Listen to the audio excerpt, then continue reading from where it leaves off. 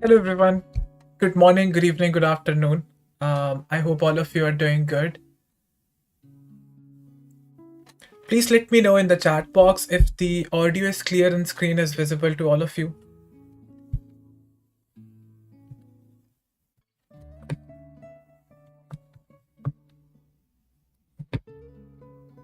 Perfect. Everything is working fine. So, uh, this is going to be a very important live stream because, all of you already know this thing that, we have US elections uh, today, and the US market just opened. Luckily, we are doing the stream at the time when the market just opened, and that's why it's going to be a very important live stream, because the first 1 hour, in my opinion, it's going to be really important, right, in terms of price action and everything. We just had this massive candle from 69,000 up to 69,800. So everything we will be talking about. Make sure that you are watching the full live stream. Make sure that you're watching till the end. And if you may have any questions, please make sure to drop them in the chat box. I would be taking the questions also. But before we move on towards talking about the price action and everything, it's if you are in long positions, then you're lucky, but if you are in short positions, then you need to be a little bit scared, because we just had this massive candle up to like $70,000 region. But any questions that you may have, please make sure to drop them in the chat box. But before we start with the analysis and everything, make sure that if you have not pressed the like button, if you have not hit the like button, please make sure to do that real quick. If you are not following me over Twitter, please make sure to do that. Sherlock Vale, that's my Twitter handle. You can follow me over Twitter also. And I just got the alert on USDT dominance. It's the alert that I had set. It's a very important point. This is basically going to be a deciding moment. But yeah, all these things we will be talking about. Make sure that if you're not following me over Twitter, Sherlock Vale, that's my Twitter handle. And all the links, you can find them out in the description of this live stream. I have my Discord server also. You can join in the Discord server. I share my analysis, updates, and everything in the Discord server, and sometimes over Twitter also. So make sure that you are following me over Twitter, and make sure that you have already joined in the Discord server. Okay, so uh, let's first of all just quickly talk about this alert that I got on USDT dominance, right? Just before starting the live stream, I was looking at the chart for USDT dominance, and I had an alert set around here. Now, what exactly is the significance of this point? If you are thinking about entering into a position at this moment, you just need to be a little bit careful, because the price action, we know that it's going to be a little bit sketchy for the next 24 hours. It's going to be a little bit scammy for the next 24 hours. It's very obvious. And the US market just opened, right, almost like 12 minutes ago. So for at least for the first 1 or 2 hours, you need to be a little bit cautious. You need to be a little bit patient, right, because you are going to get all of these opportunities. I have been saying this since the past 1 week or so, that these 2 weeks, they are going to be extremely important. The previous week, it was an equally important week, because of the fact that we had data about unemployment, we had data about GDP, and there were a few other important things also, right? Similar is the case with this week also. If you would look at the economic calendar and everything, then you have obviously presidential elections today, and then you have unemployment claims on Thursday, and then you have FOMC on Thursday, right? So this week, it's equally important. You have elections, you have unemployment claims, and then you have FOMC also. Most people, they are focused on elections, but they have no idea about FOMC. We are going to have the decision about rate cuts also. Although I was looking at the probability, there is like 98% probability that we are going to have another rate cut, right? The last time it happened back on 17th of September. That next one, probably is going to happen in the next 1 or 2 days, right? So there is 98% probability that it is going to happen. But the reason why I'm warning you over building any new positions at this moment, first of all, because there is going to be volatility for the next 24 hours. And what's the significance of this chart, right? What's so special about this chart?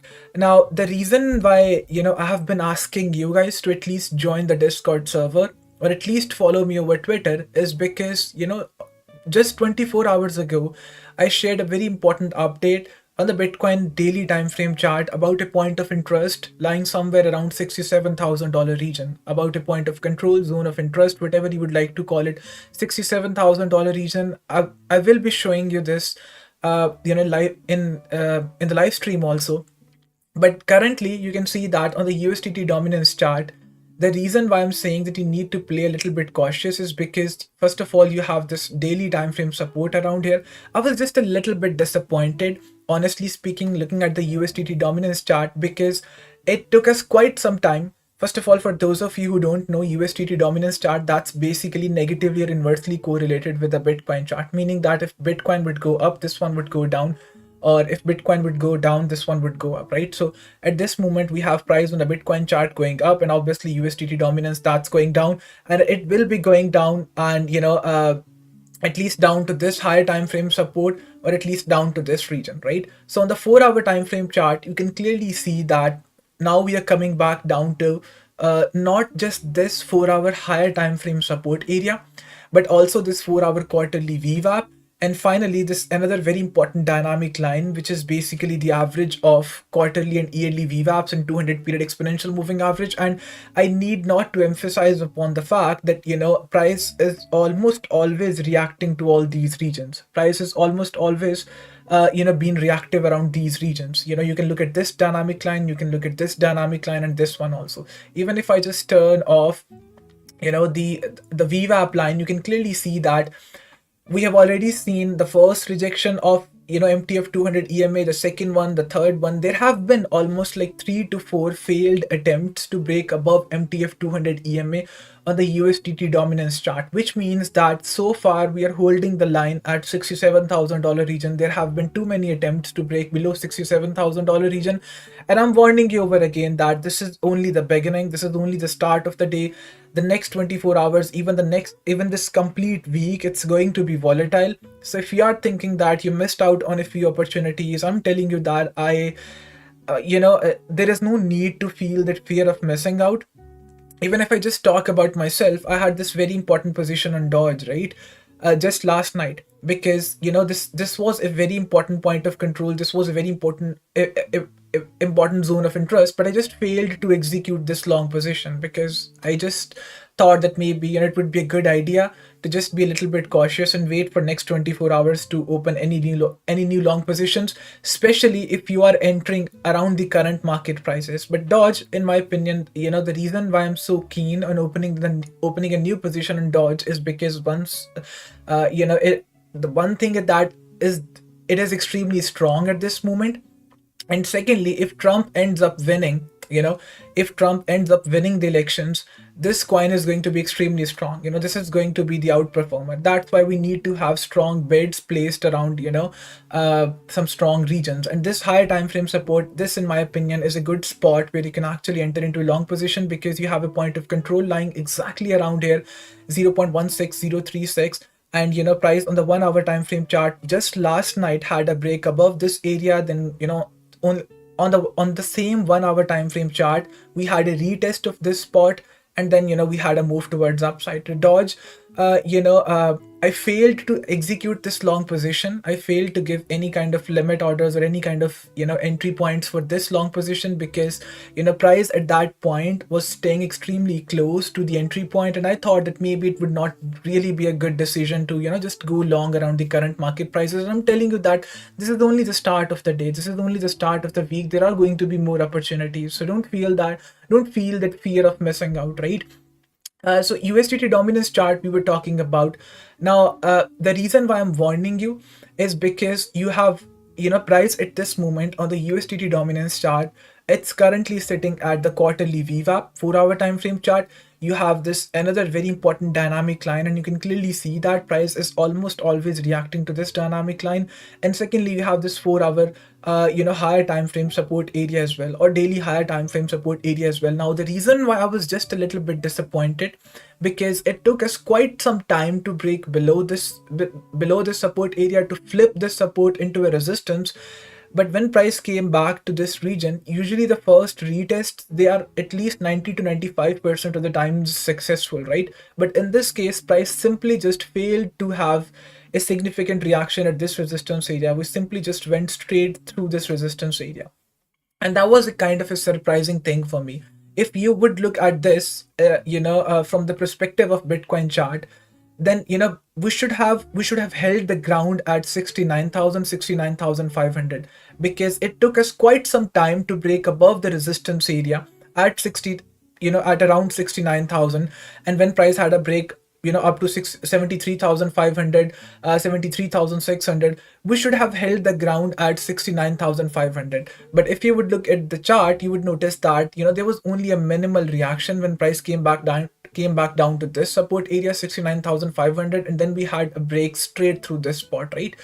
But this bounce right here at 67,000 region, this in my opinion was a very good opportunity to take a long position. This in my opinion was an extremely good opportunity to build a long position because of the point of control, right? So if you would go to my Twitter account, or if you are following me in the Discord channel, you would notice that this is the chart that I actually shared just 2 days ago. So this was the chart, right?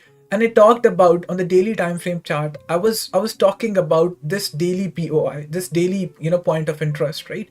So whenever you are about to use volume profiles, or whenever you are looking at price actions which is sensitive to volume or which is sensitive to prices, I always say this thing, that make sure that you are using the Binance chart, because Binance obviously has the most amount of trading volume. The price action over there is a little bit more accurate compared to any other exchange, right? So if you would draw the volume profiles for this complete impulsive move, and the reason why I'm drawing the volume profiles is because if you would just go and watch the last market update that I uploaded, I mentioned this thing exclusively, that for this complete move, especially the one that started from 62,000, you would notice that, or even 58,000, you would notice that market has been following the point of controls, or market has been following the volume profiles, right?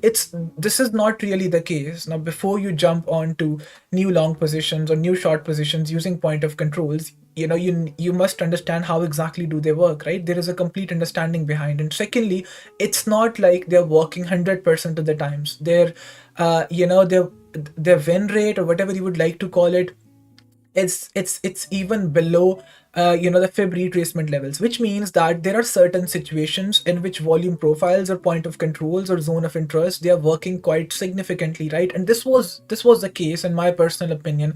This move from 62,000, or even from 58,000 all the way up to 73,000, if you would look at all of these waves, even if you would start counting the smaller ones also, you would notice that even for these smaller waves, usually we don't really count all these smaller waves, but even if you would draw volume profiles for these smaller waves, you would notice that price was almost always following the point of controls, right? And make sure, if you have to do some kind of backtesting or something like that, make sure that you are using the Binance chart, Binance perpetual chart, or even Binance spot chart, right? Do not try to do it on the Mexi chart or Bybit chart, or because or chart from any other exchange, because as soon as you would draw the volume profile, you would notice that the point of controls, they are going to differ a lot. For example, if you would draw it on the Mexi chart, you would notice that the point of control most probably it's going to be around 71,000, 72,000. Similarly, if you would draw it on the Binance chart, you would notice that it's going to be around 67,000. That's why it's very important to usually take into account the data from Binance, because that's the most accurate source, right? Especially in terms of this data, which is very volume sensitive, right? We're talking about volume profiles, and we need to take into account the data from Binance. So in this case, first of all, USDT dominance, finally, it's a good time to do the stream, by the way, because market has been reactive. The US market has just opened almost 23 minutes, and the first 23 minutes have been good so far. The reaction has been good so far, but I'm telling you that this is only the beginning of the day, right? We are going to have elections today. A lot many things are going to happen in the next 24 hours. We have FOMC coming up also. We have unemployment claims also. So there is going to be a lot many things happen in the next few hours, right? There has already been this one failed attempt on the USDT dominance chart to break above this trend line. But similarly, if you would take a look at the Bitcoin chart, then there was this successful attempt above this trend line. Now, the reason why I'm emphasizing so much, about this daily point of control, and the reason why I'm emphasizing that you should just be, even if you are not able to subscribe to the Discord server, it's not like I'm asking you to subscribe to the Discord server, although I regularly share updates and everything over there. Even if you're just following me over Twitter, just go and read the updates that I've shared in the past 24 hours. I was talking about this point of control right here. I was talking about, and as you can see on the chart also, there is a very important point of control around $67,000 region. Price just Pico touched this point of control. And remember this thing, it's not just it's not just about going long at 67,000 or any such thing. The point to notice here is that, on the daily time frame chart, the market structure, it has been bullish, right? If you would go to the daily time frame chart, you would notice that, ever since we started moving from 52,000, at this spot back on almost like 2 months ago, you would notice that we started making these higher highs and higher lows. You have an impulsive wave, you have a corrective wave, you have an impulsive wave, you have a corrective wave, you have impulsive wave, you have corrective wave, you have an impulsive wave.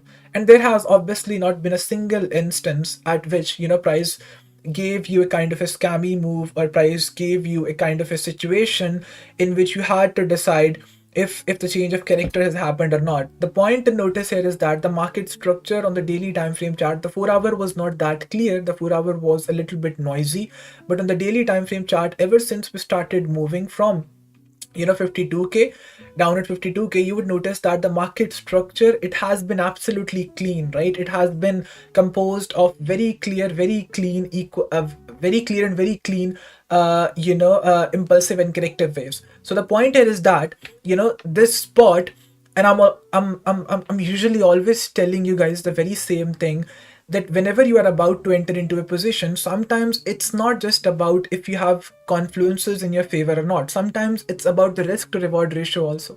For example, if you were wanting to enter somewhere around 70,000, 71,000, the only choice for stop loss was always going to be down below $65,200 region, which means that even if you would go long at 66,000, at 65,500 even, the stop loss is always going to be down below 65,000. So why not choose a point where you have the best possible risk to reward ratio? And in this case, in my personal opinion, the best possible risk to reward ratio you could have received if you were to go long somewhere around this spot at 67,000 region, because 67,000, once again, you can notice this for yourself.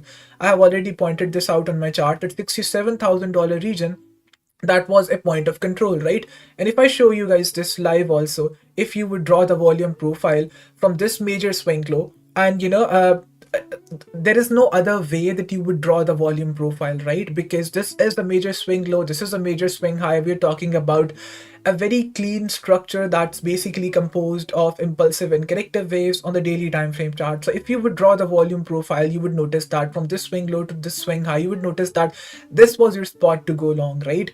Because usually if the point of control was somewhere in the middle, I would have never emphasized on taking a long position. Why? Because why would you be doing that? It's basically asking you to take a long position somewhere around the 50% line.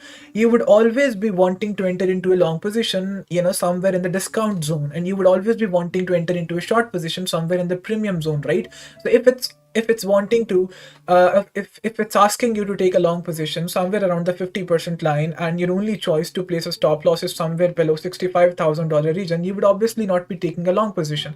But the point to notice here is that it was not just about the Bitcoin chart. It was not just about the Bitcoin chart asking you that, this is a very good spot to take a long position, right? Even if you would look at the USDT dominance chart also, right? Although this one had a slightly scammy move, right? This one also created, by the way, two equal highs, two very precise equal highs, right? And we know the theory, the simple man theory. You would see the equal highs, you would take a short position. You would see the equal lows, you will be taking the long position, right? And I'm warning you once again that the USDT dominance chart, it's once again back at this higher time frame support area. And it's not just the higher time frame horizontal support, but it's also the 4-hour quarterly VWAP. It's also another very important dynamic line, which is basically the average of yearly VWAP and then 200 period exponential moving average. So just be a little bit careful. I'm not saying that there are no chances that price will be breaking below and Bitcoin would go up to 72,000, 73,000. There is every possibility that that any of these things may happen, right?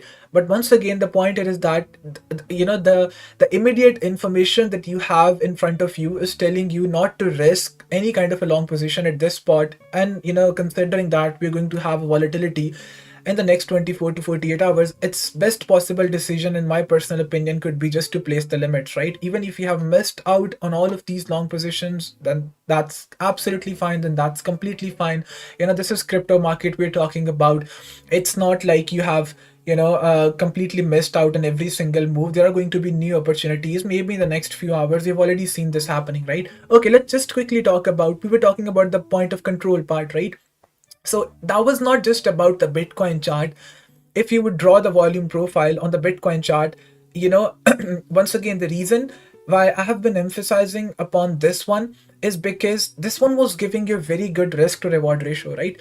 And it was not just about the volume profile. It was not just about the point of control. If it was not, if there were no elections, if there was no, talk about FOMC and everything, I would have definitely taken this long position. Why? Because once again, on the daily time frame chart, notice this thing that once again we have a very clear market structure, right?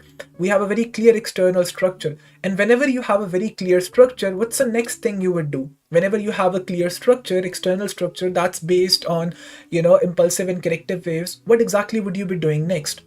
You would simply just take out your Fib tool and you would try to draw Fib retracement levels from the start of the impulsive waves to the end of the impulsive wave. This is something that I have always told you guys, that whenever you have a clear structure, it's not just about the Bitcoin chart. It could be the chart for stock, it could be any chart from Forex. All you have to do is take out your Fib tool, draw from the start of impulsive wave to the end of impulsive wave, and that's the whole purpose for this tool, right? And you would try to build a long position somewhere around 65%, 70%, 70.5% region, right? And in this case, you can notice that price even dipped down to 78.6% region, $67,000 spot, right? But in any case, you will always be placing your stop loss down below the start of the impulsive wave, and in this case, this could have become a successful long position, right? So another reason to go take a long, right? But one thing is for sure, I don't know if we will be creating a new all-time high or not. That really depends on the result of the elections. That really depends on a few other factors also, right? But the point here is that the trend seems to be getting a little bit weaker also. How exactly do you judge that? You would once again go back to the daily time frame chart, and you would try to draw the Fib retracement tool, and let me just do that real quick. Okay, so in this case, ever since the price started moving from this spot, you would notice that there was only this second instance. Let's just talk about the last wave that we had. Draw it from the start of impulsive wave and the end of the impulsive wave. You would notice that, and remember this thing, whenever the trend is strong, the retracements are usually very deep, down to maybe 70.5, usually 65% Fib levels. Anything that's down below 50% level, if the trend is bullish, right? And if the trend is not that strong, if it's getting weaker, or if there are chances that now we are about to simply just reverse the complete move, then in those cases you would see some deeper retracement, right? If the trend is weak, sorry, then you would have a deeper retracement down to 65, 70.5, 78.6% Fib level.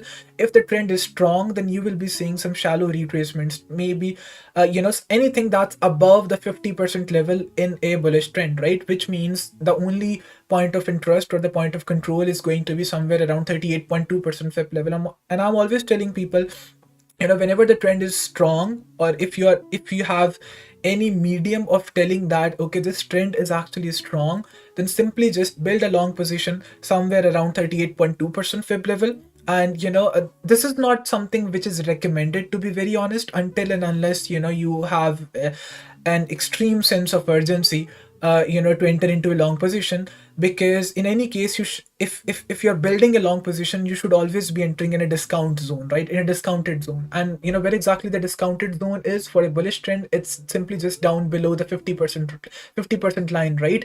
But if you have to enter into a long position in any case, and if you are somehow able to spot that okay, the trend is strong, then you can simply just do so at 38.2% fib level, usually with a very tight stop loss. But if you know that okay, trend is growing weaker, then you have the chance of taking a long position somewhere around 65%, 70.5% line, which means that in this case, this was the previous case, and which as soon as the retracement happened from 38.2% fib level, and price went on to create a new high somewhere around $70,000 region, you should have got the idea that okay, this trend, it's extremely strong, which means that in any case we are going to see price going up to maybe 73,000 or even 74,000, even 77,000. But in this case, since as soon as you would draw the fib retracement level, from the start of the impulsive wave to the end of impulsive wave, you would notice that the retracement happened as deep as 78.6% fib level, which basically is telling you that the trend, it's growing weak, the trend, it's not that strong, and very little chances there are that we are going to create a new all-time high. Obviously, if the fundamentals change, if Trump ends up winning the elections, if something if something of that sort happens, then obviously you can expect a new all-time high. But this should basically be giving you an idea. And remember that the job for the retracement is not just to give price a bounce from 78.6% or 65% or 61.8% fib level. The job is basically to give a new impulsive wave. The job is basically to create a new high, because if price just keeps on moving in between this range, then we would not say that okay, this was a successful bounce, because a successful bounce only is one in which you have impulsive wave, corrective wave, and price goes on to create a new impulsive wave, which is basically as soon as price breaks above the previous high. So in this case, you have impulsive wave, impulsive, corrective, and impulsive wave. And in validation point, I shared this in my update also. And by the way, almost 50 people are watching the live stream. I would really appreciate this thing if all of you are able to simply just press the like button, and if you are able to share the live stream also, please make sure to do that, right? So in this situation, we can clearly see that price hit into this resistance area, right? 73,000, that was very obvious, right? 73,000 resistance area, that was a very strong resistance area. We had a small fake out, a small deviation above this resistance area, then we had an immediate drop down back to this region, right? But in this case, the point to notice is that the retracement was too deep, which means that I'm not very optimistic. I'm not very sure that if we will be creating a new high in this situation, because this uptrend has been going on for quite some time. We have already seen 1 impulsive, 2 impulsive, 3 impulsive, 4 impulsive waves, which is a kind of an unusual thing, right? On the daily time frame chart, having 4 impulsive waves in one uptrend, and in one complete trend, that's usually not a very realistic thing. But in this situation, that has already happened, which means that at some point in time, the trend obviously is going to get exhausted. The buyers, they're obviously going to get exhausted. So that's why I'm warning you that if you are entering somewhere around 70,000, 71,000, this may very much be the point where you should simply just be exiting your positions instead of simply just going long. You can find better entries. For example, 67,000 region, in this situation was the best possible entry point, right? So, on the Bitcoin chart, if you would draw the point of control, or if you would draw the fib retracement level, you would notice this thing. So similarly, if you would open up the USDT dominance chart, and if you would do a similar kind of analysis, using the point of control, yes, somebody inquired about the volume profile thing. Yes, I'm drawing the volume profile, right? And, this is what I was warning you about, right? Price just had a move up to 70,200. And, you can clearly see this thing that we had almost a near perfect bounce of this region. This is a horizontal support area. And then, if you would apply the quarterly VWAP, you would notice that we are having another bounce off the quarterly VWAP. That's why I'm telling you that this is only the beginning of the day. This is only just the start of the day. Only the first 30 to 38 minutes have passed, which means that many things are going to happen. You're going to have volatility on both sides. you're going to have all kind of opportunities if you are really wanting to enter into a position, right? So just be patient, just place the limits, just wait for the right entry points instead of just chasing after the price. Similar thing in terms of point of control. If you would do that on the USDT dominance chart, it would be telling you the same story, right? So just draw it. Luckily, in the case of USDT dominance, we have, since it's an index, we only have one choice. All the symbols, they are being provided by CryptoCap. They're basically being provided by TradingView, right? CryptoCap, and in this case, if you would draw the volume profile from the start of impulsive wave to the end of impulsive wave, you can see this thing clearly, that if you were to build a position on this one, how would you do that? Obviously, this is an index, you cannot build a position on this. But let's just, theoretically speaking, let's just imagine that if you were to take a position on this, how would you do that? Because you don't just have the volume profile. In terms of volume profile, you don't just have the point of control lying somewhere around here, but you also have a very strong MTF 200 EMA, and then you have this yearly VWAP also. So if I were to take a short position on this one, I would have definitely done it this way. I would have definitely, taken a short position somewhere around here, placing my stop loss just above the highs, maybe a little bit above the yearly VWAP, and set my TP somewhere around this higher time frame support. So point here is that it was not just about the Bitcoin chart, telling you that $67,000 region, that's a good spot where you can enter into a position, but it was also about the USDT dominance chart, giving you a kind of opinion that you have MTF 200 EMA, you have yearly VWAP, you have a point of control which has basically not been tested before. This is the first retest of this point of control, and there are heavy chances that you are going to have an upside move to this region. I was expecting not just 67,000, maybe a drop down to $66,000 region. That did not happen, unfortunately. But yeah, I was maybe a little bit overcautious, I would say. I should have maybe built a long position somewhere around 67,000. But in any case, it's whenever you have these kind of news event, it's always a coin toss. It's always a kind of a 50-50% situation, which means that you may end up being on the right side, or you may end up being on the wrong side. And whenever you would end up being on the wrong side, you would always be regretting, saying that, oh, I should have not played with the news events, I should have not done that, maybe I should have simply just waited for this volatility to pass, and I should have then built a new position, right? And I have seen this happening a lot, many times. So you cannot really always predict what exactly is going to happen.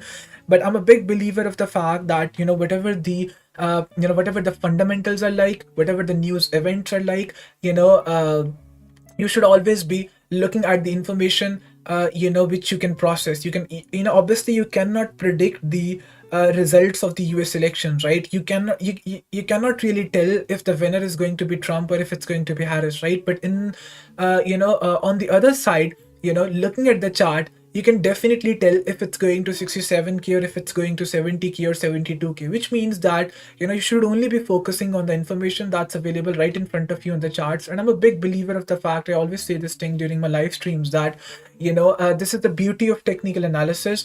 It's a controversial statement, but any information that you would need regarding any particular financial instrument, it's always available right in front of you in the charts. You may not even need to look at fundamentals. You may not even need to look at the rest of the things. If you are not able to comprehend the move, right? If you're not able to predict the right direction using the information that's available right in front of you using technical analysis or any other form of analysis that you're practicing, then there is something wrong with the analysis that you have done, right? Because both of these things, they just go hands in hand with each other, right? It's not just about the fundamentals. So if price has to go up to 75,000, if it has to go up to 77,000, then it needs, it's not necessarily going to be because because Trump will be winning the elections. The reason you can always find out on the charts also, right? So the two charts we have looked at so far, the Bitcoin chart and the USDT dominance chart, right? Price is so far, seems to be struggling to bounce over this higher time frame support on the USDT dominance chart. We shall see in the next, 1 2 3 hours what exactly happens. It's still too early to say anything, not even 1 hour has passed. But so far, on the 1 hour time frame chart, you would notice that, a small bounce has happened, right? But this is once again, only 40 minutes, first 40 minutes have passed. Let's see what happens in the next 2 3 4 hours, right? Another chart that we can take a look at is BTC USDT.3S and BTC USDT.3L. And you can already see this thing. This is the BTC USDT.3L chart. Once again, the same exercise, the same process you will be repeating. You know that it's making these higher highs and higher lows. And just like I mentioned to you, you will be, drawing the volume profile from the start of impulsive wave to the end of impulsive wave. And mind this thing, and remember this thing, that I'm warning you over and over again. It's not like, this confluence, it's always going to work. Usually, whenever I'm doing the live streams, whenever I'm teaching people, I'm not usually talking about point of controls and volume profiles because I'm not a very big fan of volume analysis. I know that there are people out there who believe that probably volume analysis, it's the best possible thing that you can do, right? But in my personal opinion, it's not that good, or maybe it's not something that I've practiced myself. It's not something that I'm a very big fan of. But in any case, ever since I started noticing that, okay, the move from 62 up to 73 74, even if you would consider the smaller waves, you would notice that they are usually following the point of controls. I started, telling everybody, I started, talking this to my audience also, that maybe, you should just add the point of control thing also. But I've noticed this thing, or I know this thing myself, that it's not like they're going to work 100% of the times, or the win rate in this situation is even down below the Fib retracement levels. But in any case, you can simply just go and practice them on your charts also. But if you would draw, this is the kind of situation, this is not the liberty that we have with other charts, right? For example, the beauty for the Bitcoin chart is that you can take a look at the Bitcoin chart and, you can do the analysis. You can tell that, okay, price is bouncing off this region. You would draw the volume profile. If you're not sure about that, what you can do next is you would simply just take a look at the USDT dominance chart. Any kind of analysis that you would do, it's simply just be going to be reflected back on the Bitcoin chart the very same way, right? If you're wrong there, you can take a look at BTC USDT.3S chart or BTC USDT.3L chart. So you basically have 4 charts to take a look at to make a judgment, to pass a judgment. And if all the confluences on all of these charts are aligning in one direction, then you have a perfect trade, right? And this is the trade that I'm talking about. You have done your analysis on the Bitcoin chart. You notice that, okay, the daily point of control, it's somewhere around $67,000 region. You did the same analysis on the USDT dominance chart. You notice the very same thing, that, okay, the point of control, it's somewhere around this XYZ spot. And I should be taking a short position on USDT dominance, which obviously, is not possible. I'm just theoretically speaking, right? Similarly, you could have taken a look at BTC USDT.3L chart and did the same thing. Draw, a volume profile, start of impulsive wave, end of impulsive wave, or simply just take out your Fib tool, right? It's the same thing. Simply just take out your Fib tool. You would notice that this was the point of control, right? So price should have bounced off this spot, right? And this is exactly what ended up happening.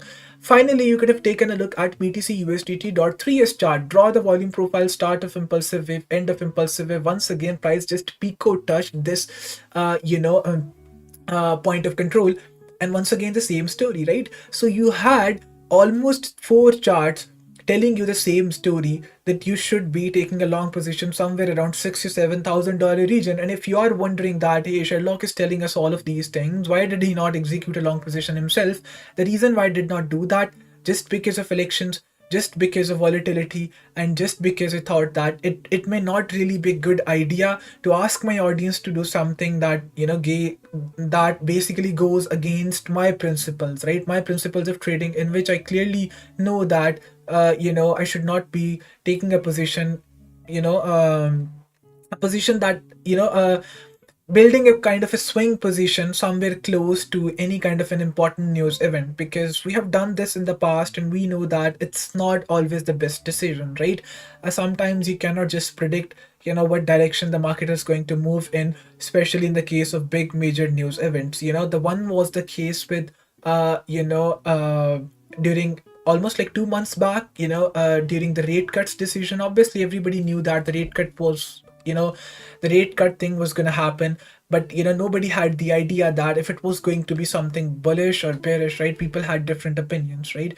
And what ended up happening was we had this huge move from 60,000 all the way up to 66,000. A lot many people, they were actually caught up in it's kind of a bad situation, although we ended up going back to 58,000, 57,000 also. But the thing here is that the point here is that it's not really always a good idea to play with the news event, right? So just a matter of next 24 hours and we can do all these important sort of things. Okay, just wait for a few hours. A few charts that I'm interested on building a position. The first one obviously is Bitcoin, right? I'm once again looking at the very same spot, 67,000, although I'm warning you that it's never really a good idea to bid the same levels, right? I'm stating this very clearly. If the reaction, the first time you take a look at the reaction, and remember this thing, it's always a scary thing to press the long or the short button the first time, right? But the first time is also your best opportunity. So if if you were scared pressing the button the first time, price went down to $67,000 region, then it may not really be a good idea to press the button next time price goes back down to 67,000. So that's why I'm saying that, even though I'm still looking at 67,000, I'm still looking at the very same spot, right? If I was to if I was to enter into a picture perfect position, then I would have definitely placed the limits around 63,500, right? I was doing a live stream in Discord and I was telling people that back when price was trading around 73,000, 72,000, that if you're looking for a good position, try to go long around 69,000, right? And back at 69,000 also, we had a very perfect reaction, almost not a big reaction, but a small reaction from 69,000 all the way up to 71,000. And that was also the rejection of $71,000 region, 71,500 back on Friday. If you guys remember, back on Friday, as soon as the data came in about unemployment claims and everything, average hourly earnings and everything, there was like, four, five, six different kinds of data coming in, back on Friday. Price immediately went from 69,000 up to 71,500, right?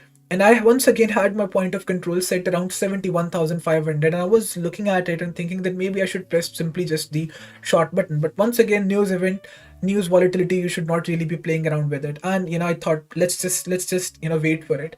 And 1 hour later, as soon as I came back to my desk, I'm looking at the chart and price is trading once again somewhere around 69,000, 68,500, right? So it's always a good idea to just wait a little bit, right? And this is something that I had been noticing for quite some time, and I thought that maybe I should simply just share it with you guys. The charts that I'm looking at, the Bitcoin chart, obviously I'm still looking at building a position somewhere around 67,000, 66,500. But if you're looking for a perfect position, picture perfect position, and if you're afraid about volatility and everything, make sure to go long somewhere around 63,500. This is going to be picture perfect entry, right? This is first thing. The second chart that I'm looking at is obviously the chart for Dogecoin, right? And just like I mentioned, you know this this one also, I think probably that was my mistake to have not pressed the button on this one just last night. When on the hourly time frame chart, you would notice that this is actually a very important point of control, right? There were a few orders placed somewhere around here, so I would have definitely built a position somewhere around here. Price had some reaction, price came back down to this spot, right? This was also another important spot, right? You can already see this thing on your chart that I already had this region marked out on my chart because this was a very important spot, right? Price bounced off this area, then came back down to this higher time frame resistance area. We had some reaction happening at this resistance area. As soon as we reclaimed, just in a matter of 1 hour, price came back down to retest this spot, right? And I was thinking that maybe I should build a position or not, but once again, it was a 5% stop loss. And I thought maybe it would be a good idea to just wait a little bit for the next few hours for maybe a US Open or something like that, and then build a position. But I'm telling you that Popcat, Dodge, Soul, yes, it's good, but recently the volatility has not been there, right? So Dogecoin, Popcat, and Bitcoin. These are the three coins you should always have in your watch list, because Bobcat, it's almost down 20%, 30% from its all-time high, which means that, it's obviously going to recover at some point. People have been going long around this spot also. People have been building long positions around this spot also. This is also a good this is also a good place to enter into a position, but I have simply just been waiting to enter somewhere around $1 region. That may happen, that may not happen. We had just a break below the trend line on the 4-hour time frame chart. We had this massive break below the trend line, and usually the playbook, whenever you look at the trend lines, what exactly is the playbook like, right? What exactly is the deal with this trend line setup? Usually you would simply just wait for the price to break below this kind of a trend line. Usually it's always a very impulsive break. Similar was the case around here also.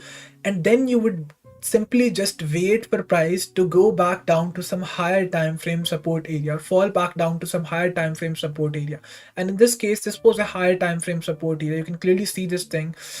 Price has almost always reacted around this spot, right? A small rejection, came back up, a bounce, bounce, bounce, bounce, once again two bounces around here, and then there was this another bounce also. So usually this is the playbook with trend line setups, right? But I have still been waiting around this spot. We shall see if something unusual happens with market, if prices start dipping a little bit down to 67,000, 66,000, then I'm definitely going to build one position on Bobcat, one on Dodge USDT, and the another one on Bitcoin. So these are going to be my absolute favorite coins for the next 1 week or so, given that we are able to build a good position in any of these three coins, right? Because as I mentioned, Bobcat, it's almost already down. Yeah, it's 36% down from its all-time high, which means that any kind of move that we are able to catch, it's going to be a very perfect move, right? Dodge, it's already strong. We know that if Trump ends up winning the elections, obviously, because Elon Musk, he is supporting Donald Trump, and because he also supports Dogecoin, right? He almost a week or two ago, he shared an image of him and Dogecoin also, right? The Doge meme also, and based on that, we had this massive pump on Dogecoin, right? So given that he supports Dogecoin, it's always going to it's obviously going to be the fact, and that's why the volatility is there. That's why the Dogecoin, it's at this moment in the top gainers. That's why it's usually the outperformer also in these kind of situations, right? And this is already in my watch list. I don't know if we will be getting a position somewhere around here or not, but given that we get price trading somewhere around back to this spot, this is my point of control. This is the area where I'm looking to build a position, and this, in my opinion, could be a very good spot to enter into a position, right? But it's going to be highly volatile. It's going to be a do or die kind of situation. Once again, it's only going to be a 5% stop loss, but volatility, if something unusual happens with the election result or something like that, Dodge is going to be the first coin to suffer, right? So you should have this thing in your mind. You should have all of these things planned already, right? We cannot just take risk with any of this. Finally, let's take a look at the Bitcoin dominance chart also. A lot many people have been asking me that, what exactly is the deal with BTC dominance? Why exactly is it going up? And I've been telling the same thing. And by the way, almost 50 plus people are watching the live stream, and only 28 of you have liked it. So please make sure that if you are watching the live stream, if you're liking it, then please make sure to press the like button, right? And please make sure to subscribe to the YouTube channel, and make sure to share the live stream also. This would really help me create more content for you guys, right? Okay, so let's just talk about Bitcoin dominance. Why exactly are we so afraid about talking about Bitcoin dominance? I see that a lot many people are just trying to picture Bitcoin dominance in a kind of a negative light, thinking that maybe it's something that's bad for the altcoins overall. But remember this thing, if we need to have a sustainable rally, if we need to have a sustainable altcoin rally in near future, then we should have Bitcoin dominance going up, right? Bitcoin dominance going up to 6. Although I completely understand this thing, that we have seen this huge upside move in this Bitcoin dominance thing, right? Capital is flowing into Bitcoin. But remember this thing, this is basically a sign for a more sustainable rally, right? So if we are to see any kind of an altcoin rally in the near future, right? So three things need to happen. And remember this thing before you just start asking the questions that, to your favorite analyst, to your favorite, crypto trader, that, when the next altcoin rally is going to happen, right? These three answers you should have in your mind. The first thing is that the Bitcoin dominance, it needs to top somewhere around 62%, 63%, right? This is the spot that I'm basically looking at. 62%, 63%, this is the region that we should be looking at. That's the spot where Bitcoin dominance needs to top around, right? And remember this thing, as long as Bitcoin dominance it's going up, with the price for Bitcoin also going up, this is actually a sign for a sustainable rally, which means that capital is flowing into Bitcoin, and that's why the market capitalization for Bitcoin is going up. So the first thing that needs to happen is Bitcoin dominance, it needs to top somewhere around 62%, 63%, right? Second thing that needs to happen is that Bitcoin needs to create the new all-time high, because there has been a lot of uncertainty in the market. Every time price dips down a little bit, I remember back on Sunday when price was trading somewhere around 67,000, every single crypto Twitter influencer, crypto Twitter influencer in my feed, they were continuously shilling that, okay, 44k is next, 50k is next, 55k is next. So this has become a kind of a toxic thing, that every time price goes down even a little bit, we start getting these kind of posts, we start getting these kind of narratives build up, which creates a kind of a toxic environment. And people who are actually beginners, who are not able to do their analysis properly, they don't understand they don't understand this they don't understand this noise, because they are not actually able to communicate with all these people who just have to open up their Twitter account and post a tweet saying that, even if they're intending to do it in an ironical sense, even if they're intending to do it in a sarcastic way, saying that, okay, 44k is next, 50k is next. If price would end up going back to 44k, they will be saying that, okay, they actually told you this thing. And if it ends up going up to 70k, they will be saying that, okay, that was just a sarcastic comment, right? So the point here is that the most beginners, they don't understand this noise, they do not understand this dirty game. They would simply just take a look at this tweet, and they would say that, okay, maybe price is going back down to 50,000, 55,000. Maybe I should simply just sell all of my spot holdings, maybe I should simply just close all of my long positions. Because once again, most people, they do not understand this logic, they do not understand this dirty game, this noise and everything. So that's why I'm telling you that only try to follow people who you are directly able to communicate with, who you are able to held accountable, right? Who you are able to, I have seen so many, I'm not going to name any kind of influencer, but during the past 1 week or so, a lot many of my followers even shared posts with me, with some of these YouTubers, doing live trading, showing that they have a short position open from 68,000. Their position is at minus, 44k, minus 50k, when price was trading somewhere around 70,000, 73,000. And, whenever people are, holding them accountable, they're saying that this is simply not even their account. I'm just trading on my student's account. I'm just trading on an account of, someone who's just acquainted with me. This is not my real account. If this is not your real account, why exactly are you live streaming your short trade? And why exactly are you saying that, people should be building a short position, right? So these people, they would simply just disappear. There was this another influencer. Every time price would go back down to 65k, he would say that, he would post a tweet saying that 44k is next, 45k is next. We are going back down to this spot, right? As soon as price went up to 72,000, 73,000, this guy simply just disappeared. I'm not talking about people with people like me who have just 4,000 followers over Twitter. I'm simply just nobody, right? I have a very small following, right? I have a very small number of people following me. I'm talking about people who have 30,000, 40,000, 100k, 200k followers over Twitter. They have a big audience, right?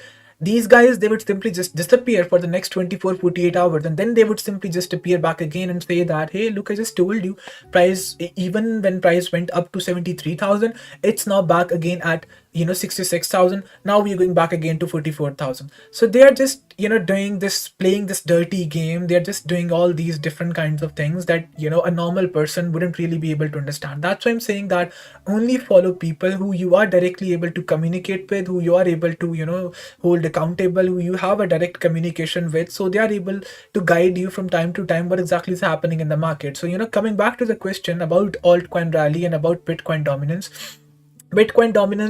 it needs to top somewhere around 62%, 63%. This is first thing that needs to happen. Second thing is that Bitcoin needs to create an all-time high, because just like I mentioned, that there has been a lot of uncertainty in the market. We have been trading in the very same range for the past 7 to 8 months, and I don't really want to say this thing. The trend, it's still bullish. If Trump ends up winning the elections, we have another rate cuts happening, which in my opinion going to be another bullish factor, right? If Trump ends up winning the elections, that's going to be another major driving factor. We are still sitting very close to the last all-time high. There are all the signs that we can have a new all-time high by the end of the year. But remember this thing, that the trend, it also seems to be topping somewhere around 72,000, 73,000. The trend is also growing a little bit weaker. So you cannot just turn a blind eye towards all these facts, that there could be a move down to 66,000, 63,500, 62,000, right? And lot many people, they're going to lose hope. They're going to once again believe that 44K is next. So, it's never really a good idea to stick to just one opinion. I see that a lot many people are always criticizing us traders, people who are actually trading, right? They're actually most of the times criticizing them, saying that how often are you changing your opinion, how often are you saying that we should be going down to this spot or this spot, or we should be taking a long position, or we should be taking a short position. Most of you don't understand this thing, but the kind of people you are following, who have married their bias, who are saying that okay, 44K is next, even if price goes back up to 76K, 77K, I'm not really going to change my opinion. I would simply just keep on, saying that, okay, 44K is next. These kind of people, they're horrible. And, these kind of opinions, they are going to hurt you a lot, because, market dynamics, they're always changing. The market situation, it's always evolving. So it's never really a good idea to just marry your bias or just stick to one bias, because as a trader, your job is not to make predictions, right? You are not here to make predictions. You are not a magician, right? Most people, most of these traders or influencers, they're mainly concerned with the idea that how accurate they are with their predictions, how accurate they are with their predictions for all-time high or all-time low, right?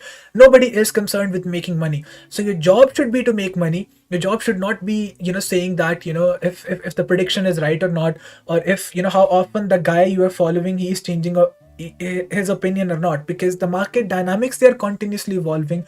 The market situation, it's always changing. So that's how the opinions, they are also being shaped, which means that your job should be to make money, not to say that okay, let's make a correct prediction, let's predict the all-time high this time correctly, right? So this is the thing here. Once again, three things. Bitcoin dominance needs to top around 62, 63. Bitcoin needs to create an all-time high, because there has been a lot of volatility, lot of uncertainty in the market. People are usually, very uncertain about the market situation. So the moment we create an all-time high, what exactly is going to change? You need to understand that on the Bitcoin chart, remember this thing, we are trading around 73,000, right? We have seen almost 5 to 6 major rejections on the daily time frame chart. I may slightly be quoting this figure wrong, but this is most probably going to be more, right? On the daily time frame chart, you can go and check out the amount of rejections that we have received, somewhere around 73,000, 72,000, which basically points out to the fact that 73,000, it's a very strong resistance area. If you guys remember, exactly 8 to 9 months ago, when we were trading under $38,000 regions, they were a very similar kind of rejections around 38,000, right? But that only happened for a matter of 3 weeks. And as soon as we flipped this zone, right, support and resistance levels, remember this thing, they are basically flip zones. Supports turn into resistances, resistances turn into support, right? Which means that as soon as we flipped the 38K region into a support, it became an equally important support area, right? And it was a resistance area, and as soon as we flipped it, it became an equally important support area. So similar is the case around here also. The Bitcoin chart, we have seen so many strong rejections, far more stronger rejections than 38k or any other level. Because remember this thing, the 38k rejections happened just in a span of only 3 to 4 weeks, but in this case we're talking about 8 to 9 months, 7 to 8 months. We have been seeing continuous amount of rejections happen of 73k area, which makes me think that as soon as we flip this zone, as soon as we reclaim this area as a support area, as soon as price ends up going back up to 77,000, creates a new all-time high, 77,000, 78,000, this is going to change into an equally important support area. This is going to change into an equally important support region, and I will be talking about this in context of Ethereum chart also. Once again, price needs not to, on the Bitcoin chart, not only create an all-time high but it also needs to be sustainable around those prices, right? So Bitcoin dominance topping around 62, 63, Bitcoin creating a new all-time high and being sustainable around those prices. Even if it's 77,000, 76,000, it needs to be sustained around those prices, which means that a full reclaim of 73,000 area, that's an important thing. And finally, the total 2 chart that I'm talking about, it needs to break above this resistance area, right? We have seen so far that it has failed to have a strong break above this region. We have seen so many attempts on breaking above this trend line. The first time the break happened, once again we fell back down under this trend line. Once again another break happened, we fell down under this trend line, and it seems to be creating this kind of a double top, which I don't really want to talk about, because if this ends up playing out, we're talking about the daily time frame chart. The higher the time frame, more accurate these things actually become, right? So I don't really want to emphasize on this, but if this ends up playing out, this could simply just be horrible for altcoins, right? So on the total 2 chart, this is basically the market capitalization for altcoins, excluding BTC, of course, right? It's not an altcoin, right? In this case, it needs not just to break above this trend line decisively, but it needs to fully reclaim this resistance area, right? And as soon as a reclaim happens, the current market cap for altcoins is somewhere around like $896 billion. It's simply just going to transport right up to 1.18 or $1.2 trillion, right? So it's going to be absolute madness for altcoins, right? Just imagine that, how good would it be, right? Bitcoin, the price for Bitcoin going up, creating a new all-time high, being sustainable around those prices, Bitcoin dominance topping around 62, 63, and then going down, impulsively, and total 2 chart breaking above this massive resistance area, which we have seen so many rejections happen of, right, going up to 1.2 trillion dollars. That's going to be absolute madness, and a perfect recipe of an altcoin rally. And only God knows when exactly that's gonna happen, right? I can only tell you, I cannot give you a timeline for all of this. Obviously, there is no way that you can basically observe the temporal part of the chart, right? There is no way that you can do that. You cannot predict, you cannot make the time predictions, right? But I can only hope that all of these things, they align perfectly in the next 2 to 3 months. And there is still hope, because we are trading very close to the previous all-time high. There are all kinds of hopes that if another rate cut happens, if Trump ends up winning the elections, right? If all of these things, they sit perfectly with each other, then most probably we are going to see an all-time high in the next 2 to 3 months, and most probably we are going to see the most awaited altcoin rally also. But remember this thing, most people who have been holding their altcoins from the previous rally, from the previous bull run, they are not going to outperform. They are not going to give you some big access. They are not going to give you 50x, 100x, 200x, because it's very obvious that all of these things, they are directly connected with the market cap. All those coins that have already given you huge moves during the previous bull run, they have a huge market cap, and bigger the market cap, smaller the chances that coin will be pulling out a bigger 50x or 100x, right? And I'm always telling people that the best possible way to do this, if you're looking for a coin that may give, first of all, you need to look at the narrative, right? Crypto, it's all about narratives. There were so many narratives during the last bull run. There was this gaming narrative, DeFi narrative. There was narrative about liquid staking derivatives, LSD, layer 1, layer 2, right? Now we have AI coin narrative, meme coin narrative, right? We have another one, real world assets narrative. So the point is that crypto, it's all about narratives, right? There are new narratives always coming in. So it's about investing into the narratives. So first of all, you need to select the right narrative. You need to select the narrative that you actually understand and you would like to invest in. The next thing you need to do is that you need to decide if you are looking for a safe investment or you are looking for a bigger return. The best possible way, the easiest possible way to do this is just go to the coin market cap, search for a particular narrative, search for a particular category, and it would simply just show you all those coins related to that particular narrative, right? For example, if it's just about AI coins, rank all these coins as per the market cap, right? So smaller the market cap, bigger the chances that it's going to give you a huge X, 50X, 100X, 150X, because obviously if it's a smaller market cap coin, there are chances that as capital starts flowing into it, as the market cap starts increasing, the price would also start increasing, right? But if it's a big market cap coin, lesser the chances that it's going to give you a 50X, 100X, but it's going to be a safe investment. So smaller market cap investment will be promising you not always good returns because it's going to be a very risky investment, but the chances are there that it's going to give you 50x, 100x, 200x.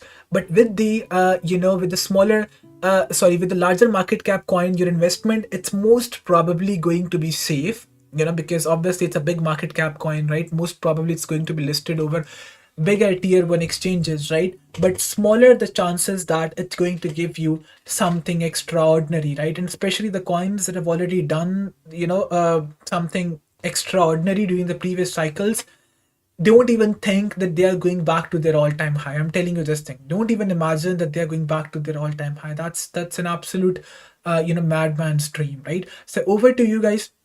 Enough for this discussion and everything. Over to you guys. If you have any questions in general, please make sure to ask. Let's just take a look at the updated odds on the poly market, because so the current odds, they are sitting at 62 versus 38, right? So 62 versus 37%, right? But this is just only this is not an accurate forecast, right?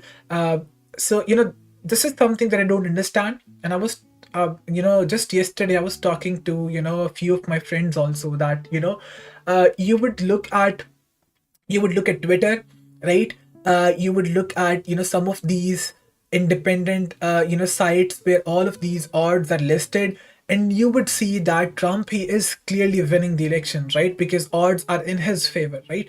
But as soon as you would start reading all of these news articles, just before starting the live stream, I was looking at few of these news articles from Wall Street Journal, from Washington Post, and from all these credible news agencies. You would notice that they are citing polls saying that Trump, he is not winning the elections, and Harris, she is clearly leading the charge here, and she is clearly winning the elections. Maybe the odds are in her favor, by 1%, by 2%, by 3%, right? So I don't really know what kind of polls or what kind of odds they are looking at, or what exactly are the kind of polls they are citing. But the things that I have looked, maybe because we are into crypto, and maybe because we are only talking about crypto and looking at things from a certain perspective, we are not looking at the real world dynamics. So if you are someone who's watching this live stream from US,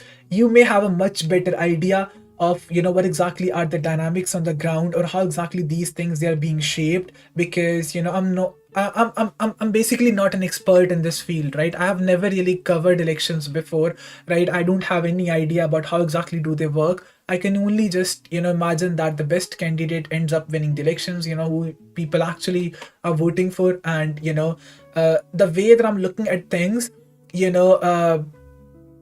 the odds, they are clearly in the favor of this guy, okay, Trump. And if you would look at independent news articles and everything, you would notice that the odds are in her favor. So I clearly have no idea what kind of odds these news articles they are citing, right? But they are actually saying that the odds are in her favor.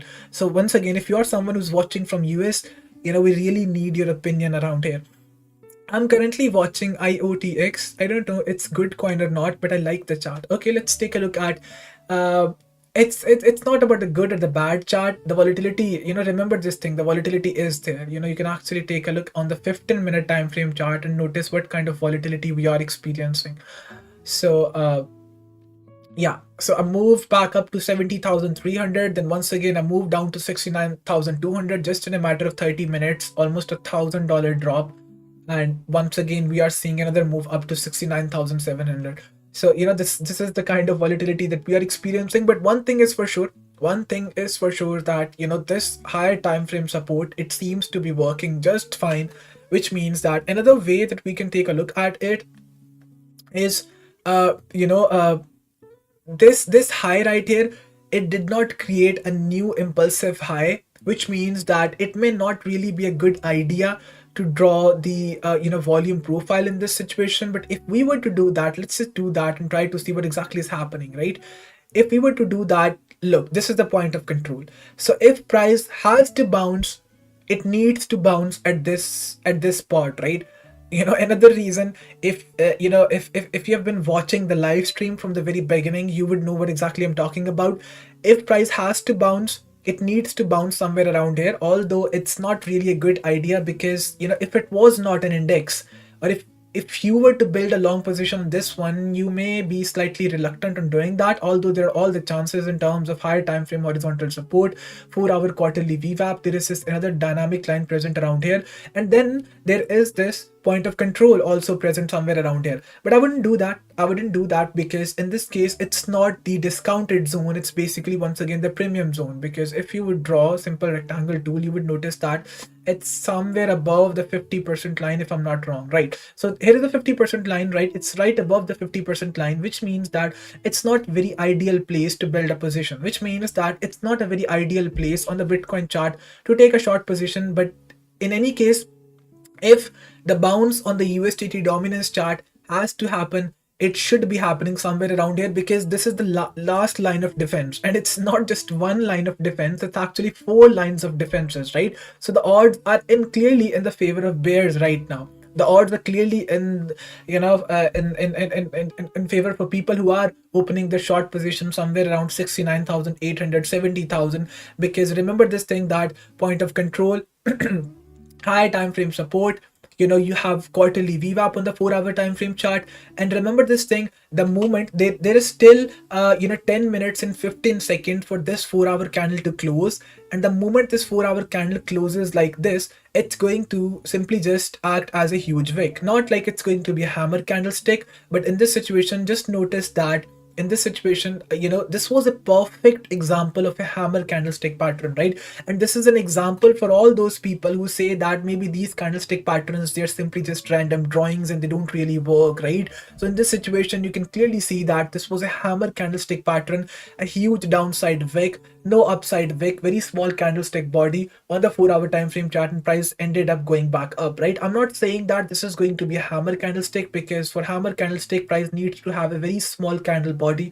The opening and the closing prices, they need to be extremely close to each other. In this case, that's not really possible, right? There is still 9 minutes for the candle to close, but seems like it's not possible. But in any case, it's showing you that there is a huge wick to the downside, which means that the bulls in this situation, they have made a quick recovery. Or on the Bitcoin chart, the bears, they seem to have made a quick recovery, right? Which is not really a good thing. So finally, if you would draw the volume profile in this whole move, it may not be a good idea to do so, but let's just do it anyway and see what exactly is going to happen. There are all the chances that we can have a move up to 72,350. That's where the actual rejection may happen. So just sit tight, hold your horses, and just wait for the next 24 hours how exactly the situation develops. It's not like the Bitcoin chart, it's painting a very bad picture. We are sitting on this small support around here, we are sitting on this trend line around here, although I just still doubt that it may simply turn into a failed trend line breakout. Because remember this thing, because of the elections, there is going to be volatility, and because of elections, there are going to be so many scam moves throughout the day, right? As soon as the new data comes in, as soon as all these news news outlets, they start building a kind of an opinion that one candidate is winning or the other candidate is winning.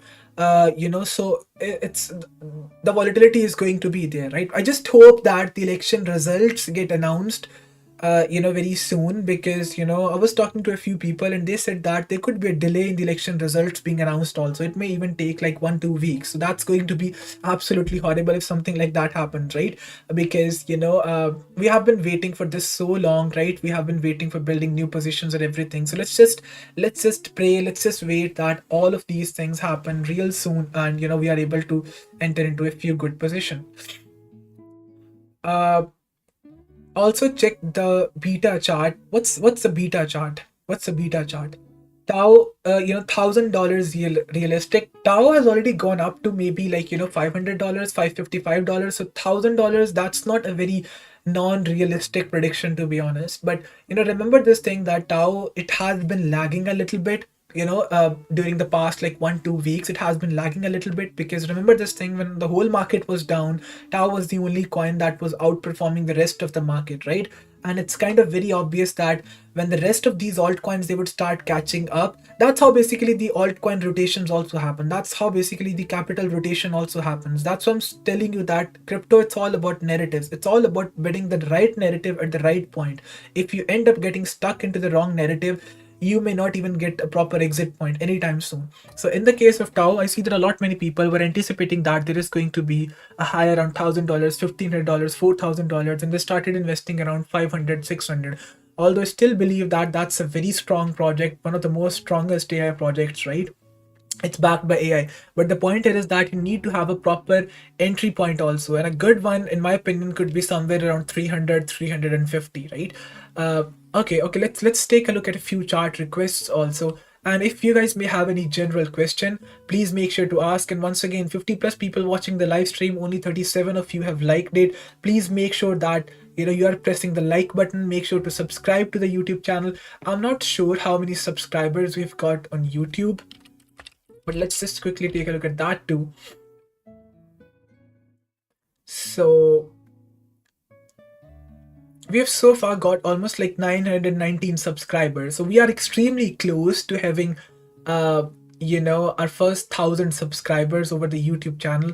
So make sure that if you have not subscribed to the YouTube channel, make sure to do that real quick. Make sure to simply just share the live stream with your friends, with your family, the YouTube channel, because the analysis that we do around here, it's completely unbiased. We are not sticking to just one opinion. We are just taking into account every possible single thing that we can. And make sure that you're following me over Twitter, and join the Discord server also. All these links, you can find them out in the description of this video, right? 250 to 390. Yeah, this could be a good spot. 250 to 390. I'm not sure about the 250 region, but 350, 300, that could be a good region to build a position. And remember this thing, feeling that fear of missing out is never really a good idea when it comes to trading, or even when it comes to especially about crypto trading, right? So you're always going to get the opportunity. If you think that your favorite coin, it's maybe at $500, $600 price, let's just take the example of Tau, and you have completely missed out on the opportunity. Just look at the current market price. Just in a matter of 2-3 weeks, it's down at 300, 400. So remember that it's not a good idea to feel that fear of missing out. FET narrative got quiet. Your opinion on this project? It's a good project, but ever since the merger happened, or they've been talking about the merger part, it has definitely gone down. It has definitely gone a little bit quiet. I don't know what exactly is the reason. Maybe it's because the more recently you would notice that the capital flow has been happening not into AI coins. It's not just about FET, it's about Ocean also, it's about all the other AI coins also, except for Tau. Tau is one exception, and that also they just outperformed for like 1 month or so, and then simply just everything went quiet. You would notice that the AI narrative, although if you would look at the stocks for Nvidia, they have been absolutely ripping off, going up to like creating a new all-time high and everything. The earnings have been good. Nvidia, after like first time first time in 20 years, Intel is going to be down at the second spot, and there is a new competitor in the form of Nvidia. So the point here is that the AI overall, the AI stocks, they're outperforming the rest of the market. Nvidia is already, I guess, 150% up during the whole year, which means that the AI coins, they should be outperforming the rest of the market. But that has not really been the case. I don't know what exactly is the reason, but maybe it's because when it comes to crypto, once again, just like I mentioned, it's all about narratives, right? And we have seen that during the past 1 month or so, the meme coin narrative has been going absolutely popular. A lot many people, they were concerned about pep, but I was looking at coins like Mew, Cat in a Dog's World. That one created a new all-time high. Popcat ended up creating a new all-time high. We have another one in the form of Nairo, right? So the point here, Dodge is also another example. So the point here is that because it's all about narratives, and I've seen that although the AI stocks, they are performing good, the AI coins, they have not been that good, right? They have not been that good of an investment, and maybe you should simply just wait for a little bit, look for the good entry points, wait for the right coin. Even when it's about AI coins, it's not like you can just randomly invest into any coin. Let's just take the example of pep, right? A lot many people, they were thinking that pep is going to create a new all-time high and everything, it's going to be the outperformer, but that did not happen. We had another meme coins like Popcat, Nairo, we had Dodge, we had Mew. So make sure that you're bidding the right coin. So that's why I said to you also that Popcat, Nairo, Dodge, Mew, and by the way, we occasionally share scalping trades also in the Discord server, and I guess that during the past 1 month or so, I have taken 15 to 20 different positions on Mew and Popcat. The only reason for which is because these two coins, they have been absolutely ripper, right? They have been absolutely going crazy. So the volatility is there, which means that they're going to be the outperformers. So this is my opinion about the AI coins. Let's just quickly, how long are you waiting before entering into new positions? I'm not waiting for too long. Even as soon as price dips down to 67,000, I'm going to grab the opportunity. I'm not sure about Bitcoin, honestly speaking, because on the BTC chart, the volatility, I know it's going to be there. I'm probably going to go with the risk of going with Dogecoin, right? I'm probably going to bid on Dogecoin, and then there is this Popcat, and then there is this another coin called Mew.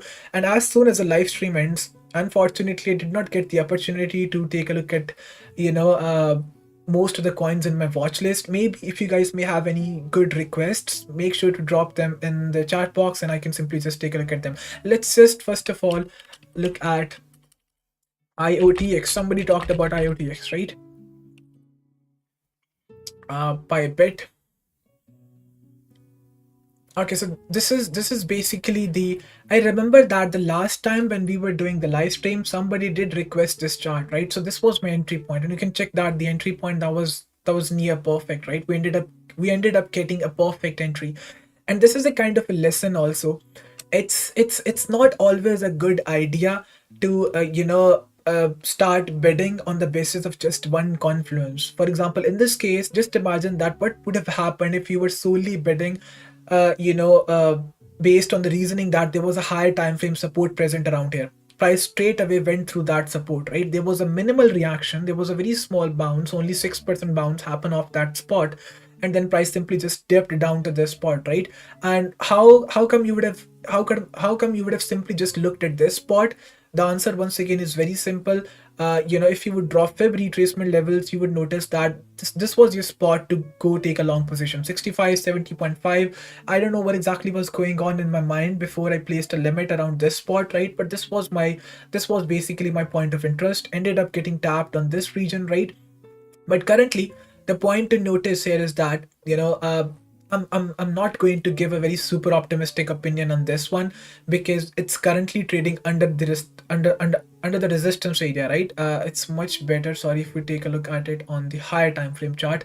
So if I just try to draw the resistance area for you, this is the region that we are talking about, right? It's kind of very obvious that price has always been reactive at this spot.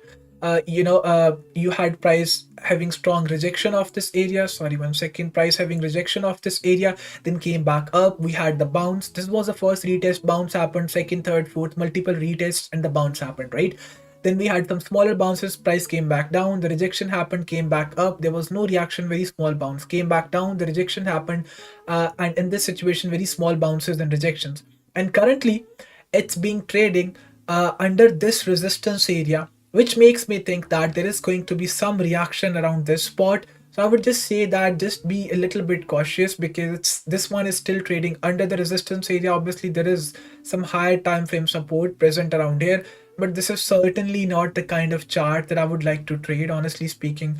If you would take a look at the dynamic lines also, this one is also trading under the quarterly VWAP on the daily time frame chart, which is not really a good thing, because just notice how reactive it has been to the quarterly VWAP on the 4-hour time frame chart. So once again, not a very good spot to enter into a position.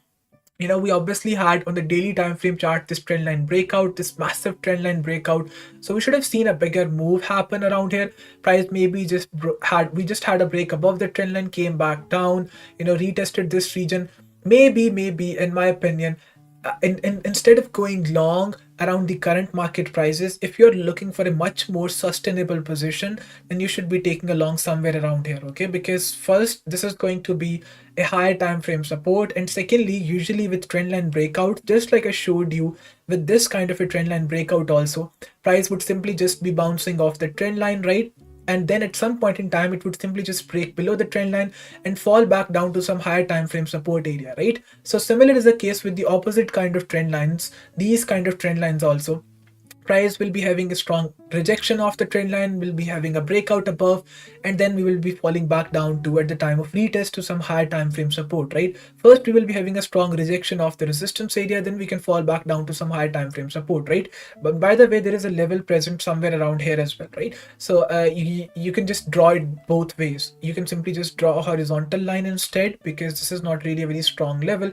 But the point to notice here is that there is every possibility that we can have a move down to this spot right here, because this is a very strong level. Price has always struggled to sustain above, hold above this spot, which makes me think that in case anything unusual starts happening in terms of the price action, the altcoins, they're definitely going to bleed a lot. Because remember this thing that Bitcoin dominance, it's far from being topped out. It's far from being in a situation where the move has already happened. There is still room for an upside move on Bitcoin dominance, which means that the moment the price for Bitcoin goes down, and given the kind of a market situation we have, people are usually very optimistic about the market situation and everything. The moment we happen to get a drop on the Bitcoin chart, Bitcoin dominance, it's going to shoot, and that's a perfect recipe of disaster for the altcoin. So just like we saw something very similar happen back over the weekend, almost 48 hours ago, when Bitcoin just dropped from 69,000 down to 67,000, altcoins, they were already down 15%, 20%, and people were literally just screaming, saying that what exactly is happening. So in this situation also, it would be a much better idea to just bid the right levels instead of just chasing after the price. Or even if you have to do that, make sure that you are going with very tight stop loss. In this situation, you can expect a bounce happen, because usually whenever these kind of trend lines are in formation, they are being confirmed after 3 bounces. The first bounce has happened in this situation, the second bounce has happened, this third one will be confirming the reaction, which means that you can still expect some kind of bounce happen around here, maybe back up to this resistance area. But at some point in time, it's more than likely, it's very likely that price is going to have a break downside, and that break could simply just back me down to this high time frame support. So that's why it's very important, even if you are not getting into a position immediately, even if it ends up taking some time, you are at least bidding the right levels, right? So in this situation, instead of going after the price at the current market price, I would simply just place the limit somewhere around here, and I would simply just place the alert, so that as soon as price starts getting back down to this high time frame support, I get notified and I'm being able to enter into the position. Let's take a look at another coin called Beta USDT. Honestly, I've never really looked at it, so it's my first time looking at it. Looks like it's listed over Binance also, but in spot only, right? So let's just take a look at the Binance chart, right? It's in spot only, which means that it's definitely going to have some kind of a scammy price action. And just like I mentioned to you, a very scammy price action, it's acting more like a stable coin. So please let me know someone who requested the chart for the beta USDT, please let me know if you entered into this position. If you picked this position from some shiller over Twitter, or somebody, from a group, or from a channel who are making this pump and dump thing, because this is more like a pump and dump coin, right? Because occasionally it would simply just wick above and fall back down, and this is more like a price action for a stable coin. So at any point in time, it's going to have this massive break towards downside, and I'll be a little bit surprised if Binance is not delisting this coin, because this is a very scammy kind of price action. And I can imagine that anyone, because there are so many accounts over Twitter that are regularly shilling all these spot coins that are listed over KuCoin and Binance, saying, drawing any kind of random trend line, saying that it's going to have a massive breakout. I just realized I bought the resistance. On which coin? What coin are you talking about? On the beta chart, there is obviously this trend line, this trend line information, but I highly doubt if any of these trend lines are going to play, because this is more like a coin that's on the mercy of pump and dump pump and dump schemes. Because remember that all those coins that are only listed in spot on all these major exchanges, they are being actively shilled, by all these sellers over Twitter, by all these bigger accounts over Twitter, and they have a complete strategy behind. I'm saying this thing, I'm stating all these things because I have worked with all these people. I know how exactly do they work. I know how exactly these pump and dumps, they are being organized, right? So please try to not follow any random person who is telling you that, okay, beta USDT is going to have a massive pump, drawing a random trend line, because that's not how exactly these pumps, they actually work. They would usually create the hype, and they would simply just be using people as exit liquidity. But in this situation, the price action for this coin is not good. It's one, just like I mentioned, it's more like a stable coin, right? Professor J is saying, smack that like button, you all, right? Yeah, please make sure to do that. Smack that like button. At least I should be having at least 1,000 subscribers by the end of this, US elections, because been live streaming for like almost 1.5 hours, and I would really like to thank all of you who are watching me, and who are just staying with me throughout the stream. Okay, so with beta USDT, I'm not very hopeful. Obviously you would know why exactly you are entering into the position, but this is not the coin. This is not the kind of chart that you would take a look at and say that, okay, let's buy this coin, because remember that it's barely sitting over this support, right? And at some point in time, if it starts having a break, it's going to be very similar to this one, right? It was sitting on this high time frame support. At some point in time, it had a break, and that was a very massive break, right? That was a break of almost 33%. So at any point, it has been trading above this since the last 5 or 6 months, which means that at any point, if it starts breaking below, that's going to be a very massive break downside, right? Obviously I can draw fibs and all these different kinds of tools and tell you where exactly the next buying spot could be, but just try to be a little bit cautious. For example, in this situation, let's just find out what kind of a fractal price is following, although I highly doubt if it's following any kind of fractal, because it's a very scammy chart, right? It's a very noisy chart. But in any case, if you get the opportunity to buy, then you can do so somewhere around this region, right? Somewhere around 0.02522. Because a lot many of these coins that are trading around their all-time lows, they are usually always following the fib retracement levels, right? And that's my absolute favorite tool. One example is GUSDT, that had a pump from 127% fib level. That one also is trading somewhere close to its all-time low. So yeah, fib retracement tool, that's an absolute good tool in these kind of situations, right? Let's take a look at fib. This one, I guess I had a position on it, although I just... Okay, let's start from the daily time frame chart. Okay, on the daily time frame, you would notice that price most definitely, I guess, it's sitting at some higher time frame resistance. Yeah, so it's very obvious that we are sitting at this higher time frame resistance area. So taking a long at this point may not be a good idea based on this chart, right? And secondly, you had this trend line, and um, it's not going to look good if this trend line breakout happens, right? Which means that so far the bounce has been happening, the first bounce, the second bounce. So a good opportunity to enter was this one, because just like I said, in the case of the previous chart also, that usually, the first retest, it's always a very good opportunity. Usually, usually the trend line bounce, by the time the third bounce is happening, usually it's a very good opportunity. But in this situation, you can see this for yourself that it's barely sitting above the trend line. The next higher time frame support, it's somewhere around this region, which means that the break will be happening. I can assure you this thing, the break will be happening. It will be breaking below the trend line. And remember that it has been extremely reactive to this, this dynamic line also, and it seems to be having some kind of resistance around this region. So I wouldn't be surprised if this gives a small bounce like this and then ends up going like this. Okay, because first bounce, second bounce, and the third smaller bounce has already been happening. So may not really be a good idea to enter into this one until and unless it's reclaiming some kind of a spot, right? So my theory, my strategy, it's very simple. It's based on support and resistance. So I'll be more than interested to enter into a short position if it goes something like this, and something like this. And I'll be more interested into going into a long position if this goes something like this, retest, and something like this. So enter into a long position, enter into a short position. It's quite simple, right? So this is all about WIF. And lastly, let's take a look at what's the last chart that we should look at? Rose. Okay, let's take a look at Rose, and then let's end this live stream.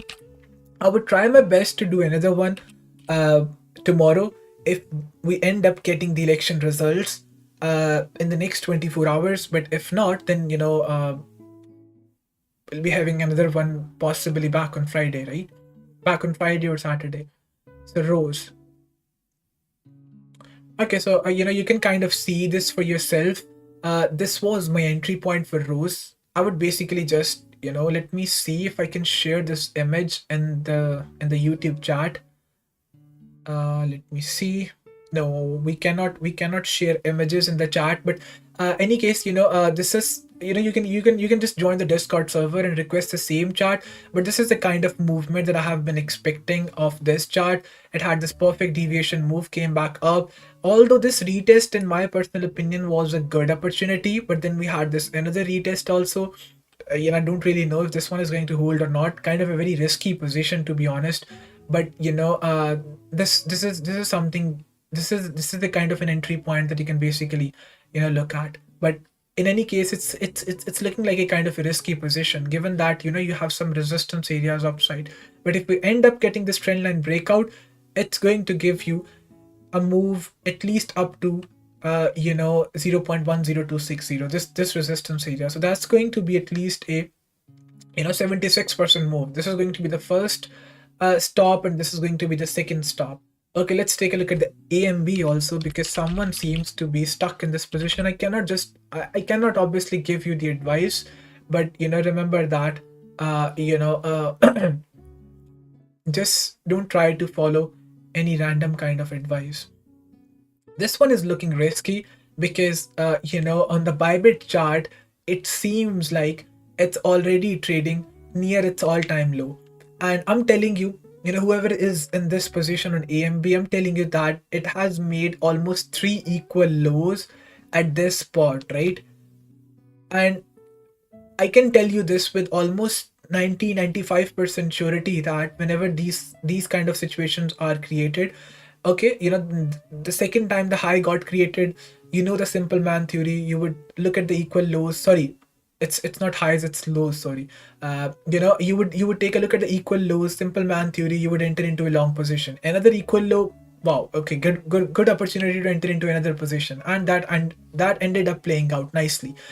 But it has been almost 3 instances at which price has bounced off the same spot, which makes me think that it's now going to at least wick below this area, right? It's going to be a break below this area. Obviously there is a trend line formation somewhere around here also.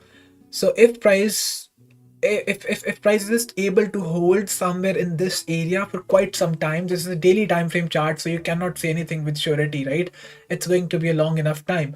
But if wick down to this region, it's quite possible. So if you are in a long position, and if you have your stop loss maybe placed down below this low, it's definitely going to get taken out, because this is a region of a strong liquidity. It's not just a region below the equal lows, 1 2 3 equal lows, but it's also the all-time low as well, which should give you an idea that price at any point is going to wick below this spot, and it's going to take out all the liquidity and possibly drop down as well. And remember that if we end up reclaiming this region, if bears end up reclaiming this region, then this shit is literally just dead, because this is going to become an equally strong resistance area.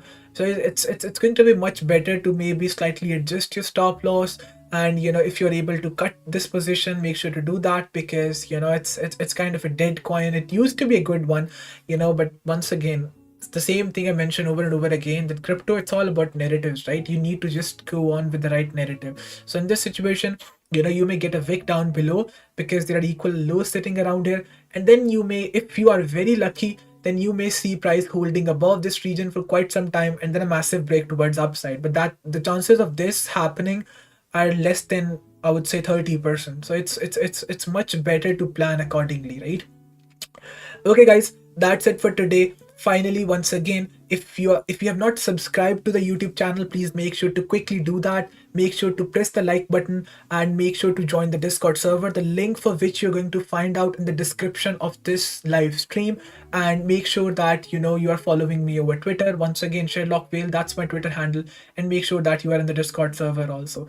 Once again, thank you so much for joining in. Thank you so much for staying with me towards the end of the live stream. And any kind of question that you may have, you can always DM me over Discord, you can always DM me over Twitter, you can always ping me in the Discord server. I'll be more than happy to help you out. I'll be more than happy to guide you through anything. Once again, thank you so much. Take care and have a great week. And once again, if the election results are being announced in the next 24 hours, then most probably we are going to have another live stream in the next 24 hours, right? I hope you enjoyed the live stream, and don't forget to share the channel with your friends and family. Thank you so much. Take care and have a great week ahead. Bye bye.